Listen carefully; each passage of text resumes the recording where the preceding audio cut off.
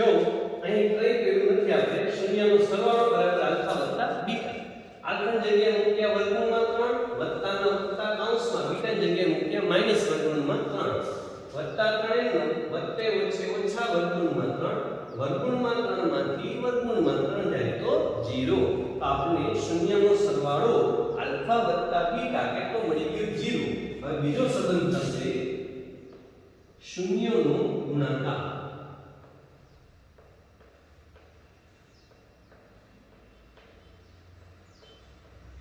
હવે જો મિત્રો તમે ગુણાકાર સમજી ગયા છો, શૂન્યનો ગુણાકાર એટલે શું થશે? આલ્ફા ગુણ્યા બીટા. ચલો આલ્ફા કેટલા છે? વર્ગમૂળમાં 3. ગુણાકારમાં બીટા કેટલા છે? તો કે માઈનસ વર્ગમૂળમાં 3. ચાલો હવે ગુણાકાર કરીએ. વર્ગમૂળમાં 3 ગુણ્યા વર્ગમૂળમાં 3 એટલે 3 થાય. કેવી રીતે? 3 તેરી 9 અને 9 નું વર્ગમૂળ એટલે 3. એટલે વર્ગમૂળમાં 3 અને વર્ગમૂળમાં 3 નો ગુણાકાર તો 3 થાય. ચલો વત્તે ઓછે ઓછા આપણો જવાબ આવી ગયો કે શૂન્યનો ગુણાકાર -3 થશે. યાદ રાખજો, જ્યારે તમે ગુણાકાર કરતા હોય ત્યારે નિશાની નિયમ મુજબ મૂકવાની છે. એમાં નાનું કે મોટું પદ જોવાનું નથી. અહીંયા ખાલી નિયમ લાગશે વત્તે ઓછે ઓછા વર્ગમૂળમાં 3 ગુણ્યા વર્ગમૂળમાં 3 એટલે 3. તો શૂન્યનો જે ગુણાકાર છે મળી ગયો -3. હવે સેક્શન બી દાખલા નંબર 6. એમાં રકમ આ મુજબની છે: સુરેખ સમીકરણ યુગ્મનો ઉકેલ લોકની રીતે મેળવો. સમીકરણો આપેલા છે x y 5 અને 2x 3y 4. તો જો સૌપ્રથમ લોકની રીતનું પ્રમાણિત સ્વરૂપ ખબર હોવી જોઈએ. અહીં લખીએ લોકની રીતનું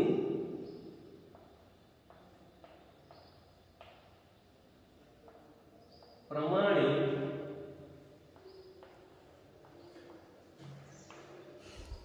સ્વરૂપ. જો લોકની રીતનું પ્રમાણિત સ્વરૂપ શું છે? તો કે યાદ રાખજો ax by બરાબર c. એટલે કે પહેલા x વાળું પદ, પછી વત્તા કે ઓછા જે કઈ નિશાની છે ચાલે, પછી y વાળું પદ, પછી બરાબરની નિશાની અને છેલ્લે અચળ પદ. તો જો પહેલું સમીકરણ જો તો તેમાં x વાળું પદ છે તો કે હા, પછી વત્તા હોય તો વત્તા ને ઓછા હોય તો ઓછા, y વાળું પદ છે તો કે હા, પછી બરાબર છે તો કે હા અને છેલ્લે અચળ પદ છે. આ પ્રમાણિત સ્વરૂપમાં છે. આને કહી દઈશું સમીકરણ નંબર 1. હવે બીજું ચેક કરીએ. પહેલા x વાળું છે તો કે હા, પછી વત્તા કે ઓછા જે કઈ નિશાની હોય તે, અહીંયા કઈ છે તો કે ઓછા, પછી y વાળું છે તો કે હા, પછી બરાબર અચળ પદ. તો આ પણ પ્રમાણિત સ્વરૂપમાં છે. આને કહી દઈશું સમીકરણ નંબર 2. ચલો પહેલી શરત તો સમજાઈ ગઈ કે બંને સમીકરણો પ્રમાણિત સ્વરૂપમાં છે. હવે આપણે લોકની રીતમાં શું કરવાનું છે? તો કે x અને x સરખા કરવાના છે. આ x સરખા હોવા જોઈએ. જો એ અલગ છે, અહીંયા x છે ને કેટલા છે 2x, તો ચાલશે નહીં. બંનેને સરખા કરવા પડે. તો કે જો બીજું જે સમીકરણ છે એમાં x નો સહગુણાંક કેટલો છે 2. એનો મતલબ પહેલા સમીકરણને આપણે 2 વડે ગુણવું પડશે. બીજું જે સમીકરણ છે એમાં x નો સહગુણાંક 2 છે. એનો અર્થ થાય કે પહેલા સમીકરણને 2 વડે ગુણવું પડે. અને આ પહેલું સમીકરણ છે એમાં x નો સહગુણાંક કેટલો છે 1. એટલે કે બીજા સમીકરણને 1 વડે ગુણવું પડે. ઉપર નીચે કરના કે બીજા સમીકરણમાં x નો સહગુણાંક 2 છે એટલે પહેલા સમીકરણને 2 વડે ગુણના, અને પહેલા સમીકરણમાં x નો સહગુણાંક 1 છે એટલે કે બીજા સમીકરણને 1 વડે ગુણી નાખો. ચલો હવે ગુણાકાર કરવાનો છે. તો 1 ને 2 ને ગુણાકાર કરો તો 2 1 આ 2, અહીંયા લખશું 2x, પછી કઈ નિશાની છે વત્તા, અહીં સહગુણાંક કાઈ નહીં તો 1 હોય એટલે 2 1 આ 2y, પછી બરાબર 5 દુ 10. દરેક પદને 2 વડે ગુણવાનું. ફરીથી ગુણી બતાવું. 2 અને 1 નો ગુણાકાર થાય 2, 2x વત્તા ના વત્તા, 2 અને 1 નો ગુણાકાર થાય 2, 2y બરાબર ની છે બરાબર 2 5 10. હવે આ આખા સમીકરણને 1 વડે ગુણવાના છે. જો તમે જ્યારે કોઈ પણ સંખ્યાને 1 વડે ગુણો એટલે એમાં કાંઈ ફેરફાર થશે નહીં. એટલે આ સમીકરણ એમનેમ રહેશે. આખું સમીકરણ એમનેમ લખી નાખવાનું.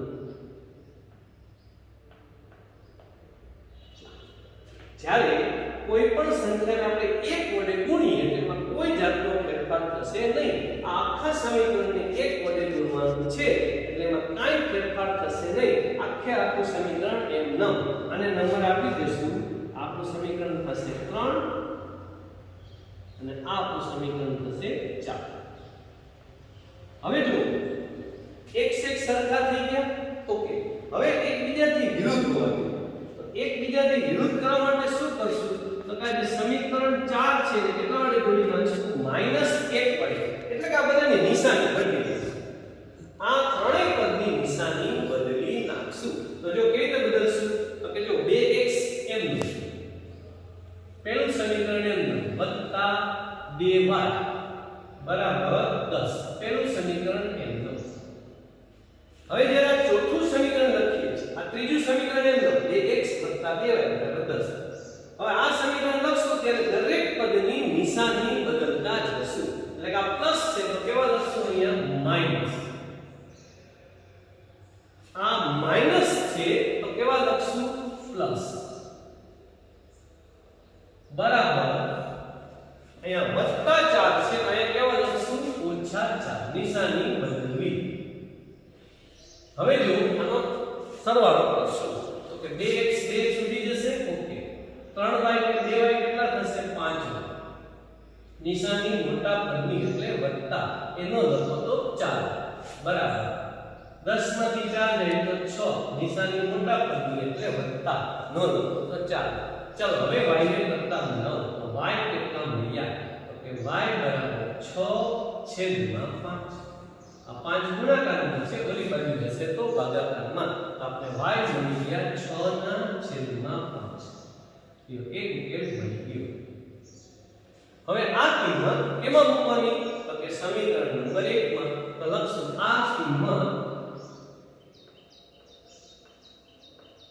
આમ તો કોઈ પણ સમીકરણમાં મૂકી શકો, પણ આપણે સામાન્ય સમીકરણ 1 માં મૂકતા.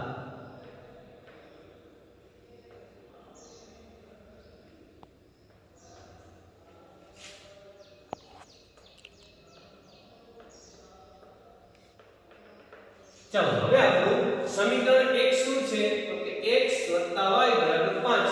અહીં લખી નાખશું x + y. આ સમીકરણ 1 છે. હવે જ્યાં આપણે y દેખાય કેટલા મૂકશું? 6/5. અહીં લખી નાખી x એમનો વત્તા એમનો y ની જગ્યાએ કેટલા મૂકવાના છે? 6/5 બરાબર 5. હવે x ને કરતા બદલીશું. તો ચાલો x બરાબર આ 5 એમનું આ વત્તા 6/5 છે, ઓલી બાજુ જશે તો -6/5. હવે જો માટે x બરાબર અહીંયા કેવી રીતે જવાબ કાઢવાનો? તો આ બંનેનો ગુણાકાર 25 25 25 માંથી કેટલા બાદ કરવાના? 6. અને આખાઈના છેદમાં કેટલા રહેશે? 5. ફરીથી સમજી લેજો. આવું સ્વરૂપ આવે ત્યારે 25 25 25 માંથી કેટલા બાદ કરવાના? 6/5. તો હવે સરળ થઈ ગયું. માટે x બરાબર 25 માંથી 6 જો તમે બાદ કરો તો કેટલા વધશે? 19/5. તો આપણે x પણ મળી ગયો 19/5. આપણે સમીકરણ યુગ્મનો ઉકેલ શું મળ્યો તે લખી નાખવાનું. સમીકરણ યુગ્મનો ઉકેલ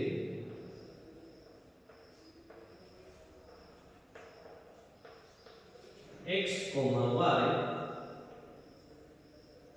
બરાબર, ચલો x કેટલા મળ્યા? 19/5. અંતે y કેટલા મળ્યા? 6/5. તો જો આપણે અહીં સમીકરણ યુગ્મનો ઉકેલ મળી ગયો 19/5 અને 6/5. હવે આજે આપણે દાખલા નંબર 7 છે સેક્શન B નો.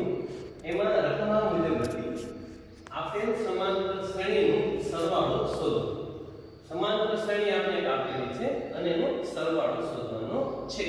સમાંતર શ્રેણી કઈ આપેલી છે?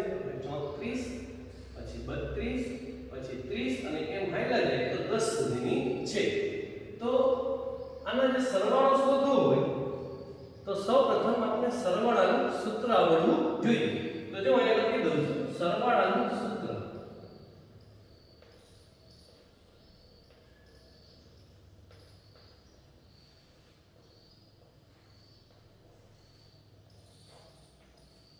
શું થશે તો કે Sn બરાબર n/2 કૌંસમાં a વત્તા an. શું થશે? Sn બરાબર n/2 કૌંસમાં a વત્તા an. હવે જો અહીં a એટલે પ્રથમ પદ. ચાલો પ્રથમ પદ તો આપણને ખબર છે 34 એટલે પ્રથમ પદ તો આપણને મળી. an એટલે અંતિમ પદ. અંતિમ પદે આપણને ખબર છે 10 એટલે an પણ મળી ગયું. પણ n એટલે કુલ પદ. હવે આ શ્રેણીમાં કુલ કેટલા પદ છે એની આપણે ખબર નથી. જો આપણી પાસે સરળ છે પ્રથમ પદ તો છે કેટલું છે 34. an એટલે અંતિમ પદ. અંતિમ પદ કેટલું આપેલું છે 10. પણ શ્રેણીના કુલ પદો આપેલા નથી. તો સૌપ્રથમ આપણે કુલ પદો ગોતવા પડશે. તો એના માટે આપણે કઈ સૂત્ર લગાડશું? તો કે જો એના માટે આવું સૂત્ર લગાડશું an બરાબર a પ્લસ કૌંસમાં n માઈનસ 1 ઇન્ટુ d. જો ફરીથી કહીએ તો કઈ સૂત્ર લગાડશું? an બરાબર a પ્લસ કૌંસમાં n માઈનસ 1 ઇન્ટુ d. હવે જો અહીં કિંમત મૂકતા જઈએ તો કે અંતિમ પદ ખબર છે. અંતિમ પદ કેટલું છે 10. તો an ની જગ્યાએ કેટલા લખી નાખશું? 10. an ની જગ્યાએ 10 બરાબર ની નીચે બરાબર. પ્રથમ પદ કેટલું છે 34. તે પણ આપણે ખબર છે. વત્તા કેટલા પદો છે એ આપણે ગોતવાના છે. એટલે n m ઓછા 1 પણ ગુણાકારમાં અહીંયા ગુણાકારમાં d એટલે તફાવત. બે ક્રમિક પદ વચ્ચેનો તફાવત. તો ચાલો d કેવી રીતે ગોતશું? તો કે જો d બરાબર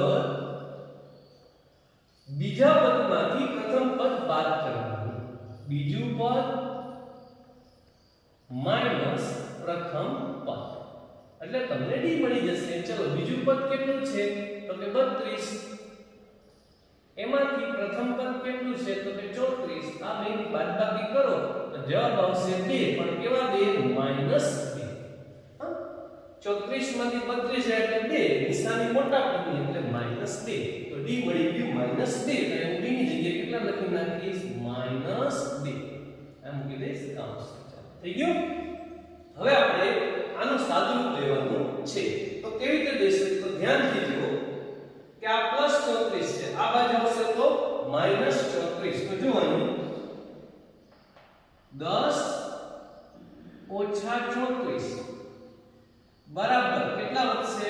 તો કે કૌંસમાં n -1 ગુણાકારમાં -2. હવે આ બેની બાદબાકી તો કે 10 માંથી 34 જાય એટલે કેટલા વધશે? 24. ઊંધું કરનારનું 34 માંથી 10 કાઢો એટલે 24. નિશાની મોટા પદની એટલે -24 બરાબર શું વધશે? તો કે n -1 ગુણાકારમાં -2. હવે -2 ગુણાકારમાં છે. આ બાજુ આવશે તો ભાગાકારમાં. તો જો -24 ના છેદમાં -2 બરાબર કૌંસમાં n -1. હવે જો ઓછે ઓછે વત્તા અને 24 ને તમે જ્યારે 2 વડે ભાગો એટલે કેટલો જવાબ આવે? 12. 24 ને 2 વડે ભાગો એટલે 12. અને આ કૌંસ ખોલી નાખો તો શું વધશે? n -1. આ -1 છે. આ બાજુ જશે તો +1. તો શું થશે? 12 + 1 બરાબર n. એનો મતલબ n કેટલા મળ્યા? તો કે જો n બરાબર 13 n આપણે મળી ગયા 13 n કેટલા મળી ગયા 13 તો n ની કિંમત આપણને 13 મળી ગઈ હવે આ જે કિંમત છે એ અહીંયા મૂકી દઈશું ચાલો તો હવે આગળ વધીએ તો ધ્યાનથી જો n ની જગ્યાએ કેટલા મૂકવાના 13 છેદમાં 2 કૌંસમાં a એટલે પ્રથમ પદ કેટલું હતું 34 વત્તા an એટલે અંતિમ પદ કેટલું હતું 10 ચાલો હવે આગળ વધીએ 13 છેદમાં 2 હવે આ કૌંસનું પહેલા સાદું વાક્ય તો 34 વત્તા 10 એટલે 44 34 વત્તા 10 એટલે 44 હવે 13 અને 44 વચ્ચે શું થશે ગુણાકાર 44 ને 2 વડે ભાગો તો જો 44 ને તમે 2 વડે ભાગો એટલે જવાબ આવશે 22 44 ને 2 વડે ભાગો એટલે 22 ફરીથી કહી દઉં 34 વત્તા 10 એટલે 44 આ 44 અને 13 નો થશે ગુણાકાર છેદમાં 2 હવે 44 ને 2 વડે ભાગો એટલે 22 હવે 22 અને 13 નો કરવાનો છે ગુણાકાર તો જો અહીંયા કરી 22 ગુણ્યા 13 આનું શું એકમનું આપણે શું 2 કા 2 2 કા 2 2 તેરી 6 2 તેરી 6 તો સરવાળો 6 8 અને 2 આપણે સરવાળો મળી ગયો Sn બરાબર 286 માટે Sn જે સરવાળો છે કેટલો મળ્યો 286 આપણો જવાબ આવી ગયો કે સરવાળો જે થશે કેટલો થશે 286 હવે દાખલા નંબર 8 એની રકમ આ મુજબ છે કે બિંદુ બે બિંદુ આપ્યા 4, -3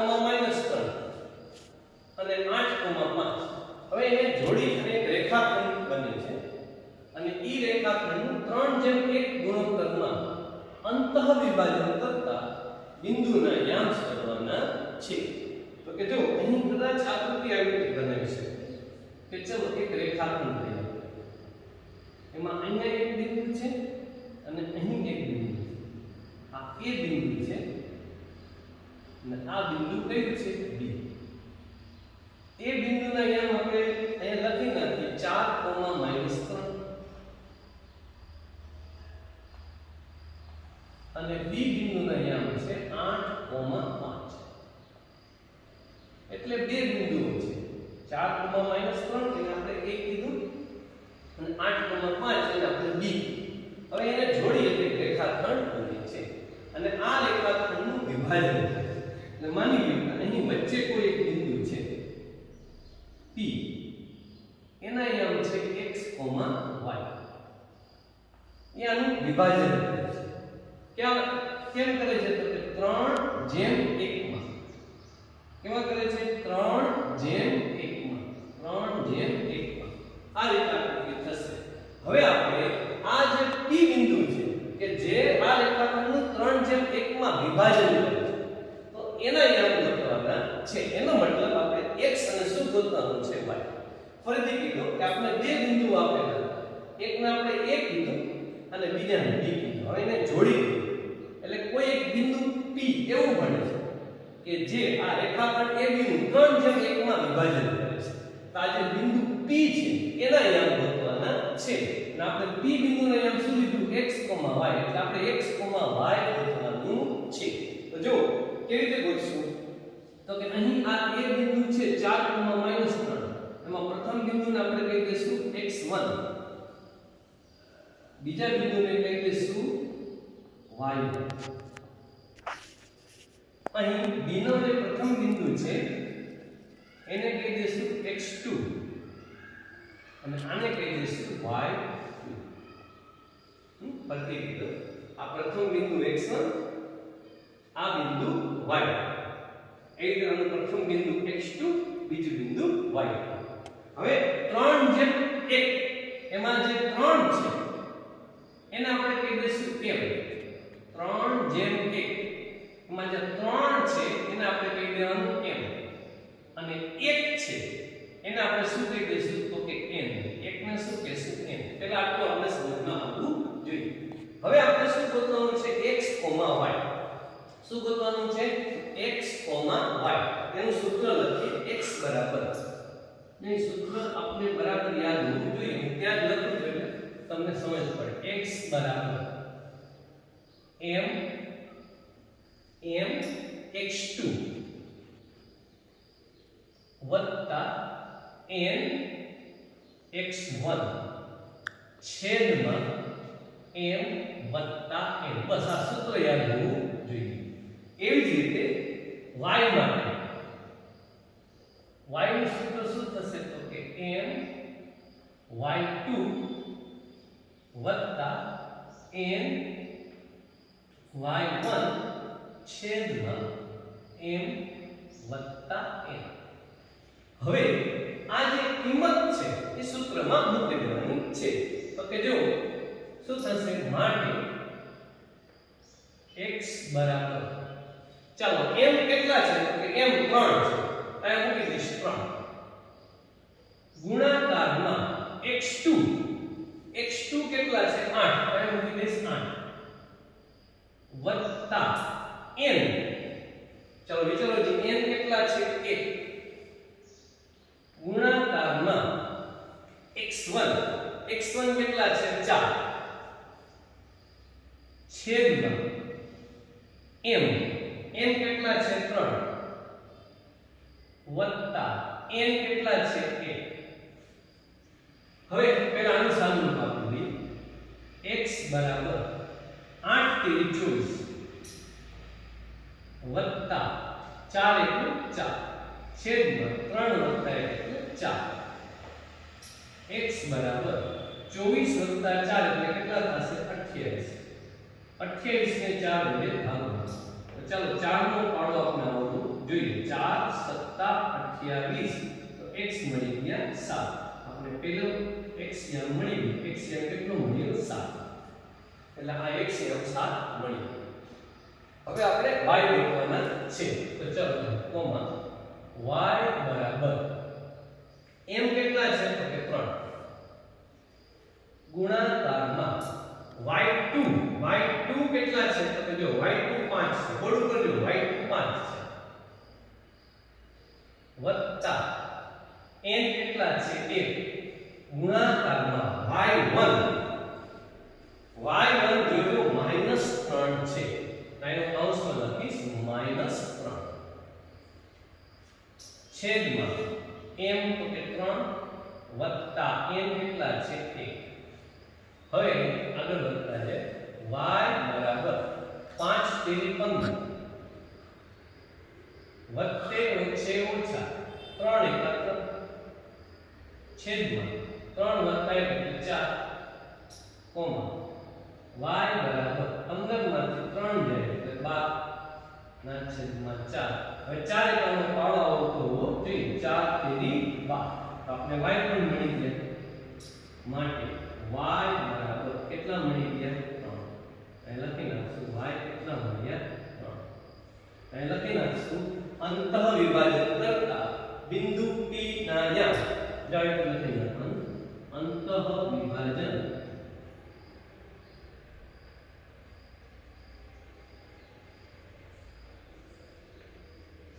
કરતા બિંદુ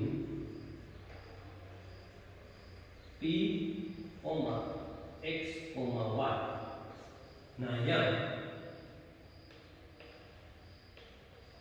પેલા x કેટલો છે 7 અને પછી y કેટલો છે 3 હશે. તો આશા રાખું છું કે આ સેક્શન B તમને બરાબર સમજાણો હશે.